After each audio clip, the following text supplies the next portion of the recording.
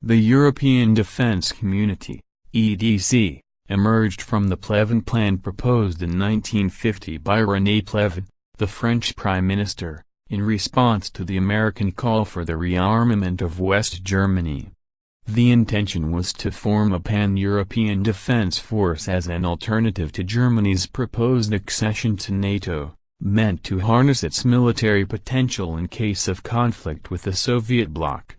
The EDC wished to include West Germany, France, Italy, and the Benelux countries.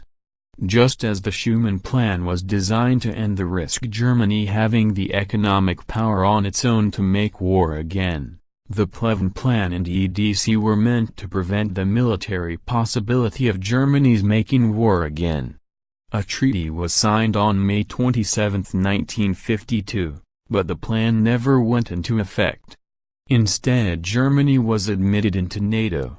Historical background: during the late 40s, the divisions created by the Cold War were becoming more and more evident.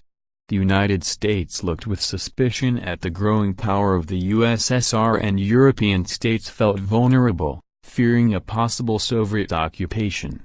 In this climate of mistrust and suspicion, the United States considered the rearmament of West Germany as a possible solution to enhance the security of Europe and of the whole Western Bloc.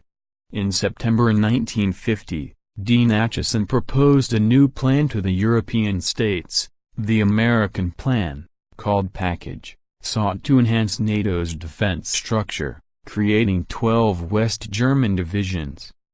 However, after the destruction that Germany had caused during World War II, European countries, and in particular France, were not ready to see the reconstruction of the German military.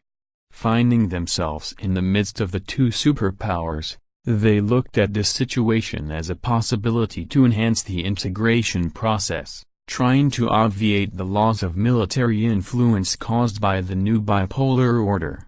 On October 24, 1950, France's Prime Minister René Pleven proposed a new plan, which took his name, that aimed to create a supranational European army. With this project, France tried to satisfy America's demands, avoiding, at the same time, the creation of German divisions, and thus the rearmament of Germany.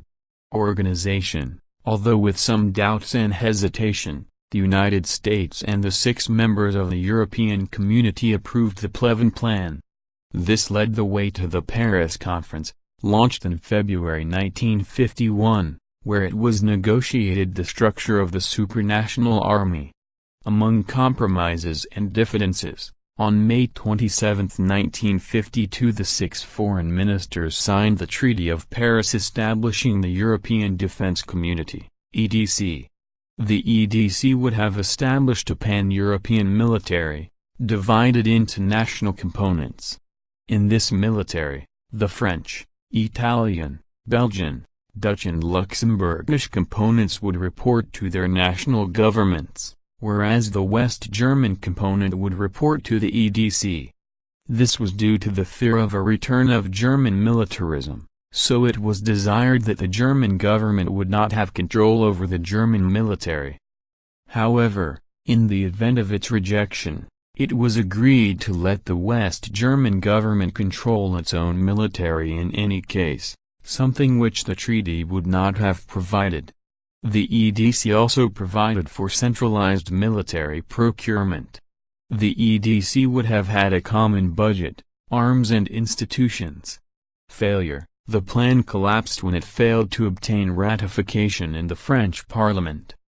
The reasons that led to the failed ratification of the treaty were twofold, concerning major changes in the international scene, as well as domestic problems of the French Fourth Republic. There were Gaullist fears that the EDC threatened France's national sovereignty, constitutional concerns about the indivisibility of the French Republic, and fears about West Germany's remilitarization. French communists opposed the plan, tying France to the capitalist United States and setting it in opposition to the communist bloc. Other legislators worried about the absence of the United Kingdom. The EDC went for ratification in the French National Assembly on August 30, 1954, and failed by a vote of 319 against 264. By this time, concerns about a future conflict faded with the death of Joseph Stalin and the end of the Korean War. Concomitant to these fears were a severe disjuncture between the original Pleven Plan of 1950 and the one defeated in 1954. Divergences included military integration at the division rather than battalion level and a change in the command structure, putting the NATO Supreme Commander in charge of EDC operational capabilities. Then Prime Minister, Pierre Mendès France, tried to placate the treaty's detractors by attempting to ratify additional protocols with the other signatory states. These included the sole integration of covering forces, or in other words, those deployed within West Germany, as well as the implementation of greater national autonomy in regard to budgetary and other administrative questions. Britain approved of the plan in principle, but agreed to join only if the supranational element was decreased. European organizations with similar tasks, after the failed ratification in the French National Assembly, the EC member states tried to create foreign policy cooperation in the de Gaulle-sponsored Fouchet Plan, 1959–1962.